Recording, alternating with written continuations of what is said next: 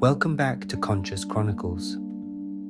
Today, I have an extraordinary story to share, one of transformation, profound insights, and an unforgettable encounter with the mysteries of life and death. This near-death experience comes from Amy, whose journey will leave you reflecting on the nature of suffering, love, and divine connection. So get comfortable, grab a drink, and let's dive into Amy's remarkable journey.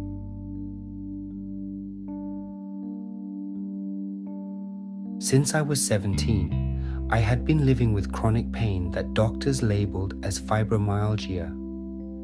My life was a torturous cycle of sleepless nights and constant fatigue.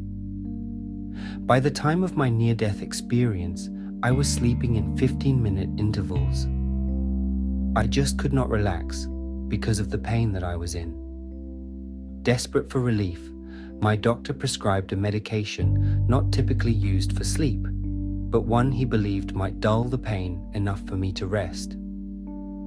However, even at the smallest dose, I experienced alarming side effects. My nasal passages would swell, and my breathing became shallow. Despite this, I was tempted by the promise of relief.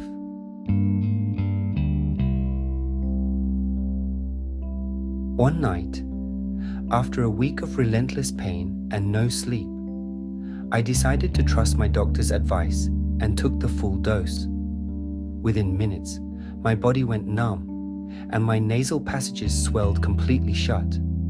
I couldn't breathe or call for help, feeling trapped in my own body. It was as if I had been encased, mummified in myself. Suddenly, there was a powerful suction at the top of my head, like a vacuum pulling me out. I felt an immense sense of relief as I left my body. There was no pain, no fear, only peace.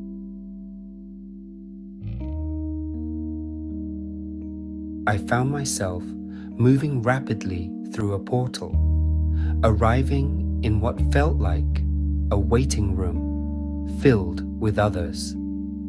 They too had crossed over. Some I could sense had died tragically, like 3 teenage boys who had perished in a drunk driving accident. A woman who had passed from cancer approached me, chatting endlessly about her life. She was proud of her appearance, though I could see her body bore the marks of excessive tanning and cosmetic alterations. Among the crowd, a young woman with striking green eyes and reddish hair caught my attention. She communicated telepathically, sharing her regrets about her death and her love for singing. Her voice was beautiful, and as she sang, her hair seemed to grow longer, flowing like an ethereal dance. She expressed remorse for not persevering through her struggles, but also shared the freedom she now felt. The experience felt natural and alive, yet I hadn't fully grasped that I was among the deceased.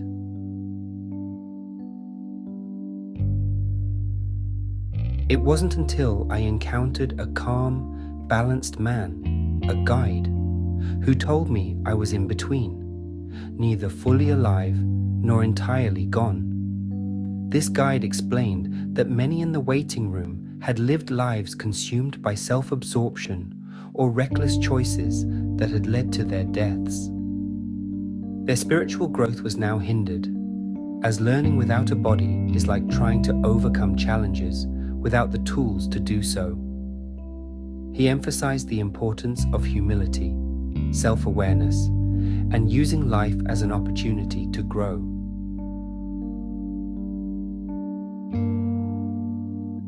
The knowledge I gained during this time was profound. I was shown the interconnectedness of all things, the divine math and order of the universe, and how every action, thought, and emotion shapes our reality. I understood that suffering is not punishment, but often a choice made for growth, awakening, or to touch others in unique ways.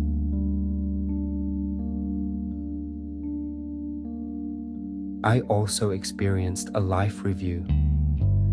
It was not judgmental, but illuminating. I felt the emotions of those I had impacted, both positively and negatively, and gained a higher perspective on their struggles and needs. The unconditional love and understanding I felt for myself and others was transformative.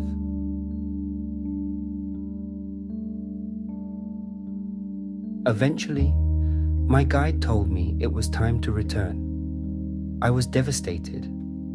Leaving that place and his presence felt unbearable.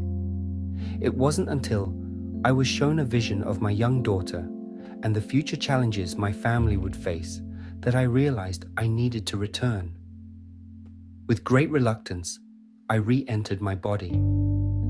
My husband, sensing something was wrong, managed to shake me awake just as I felt the connection return. I gasped for air, overwhelmed but alive.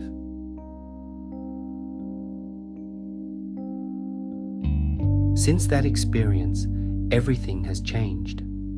My health has improved, and I've embraced a simpler, more intentional life. I became a vegetarian, sought pure, unadulterated foods, and shifted my focus to love and service. My understanding of God expanded beyond human definitions. God is not a being, but the essence of all that is good, beautiful, and balanced. Most importantly, I live by the golden rule: do unto others as you would have them do unto you. This principle, above all, has become my guiding light.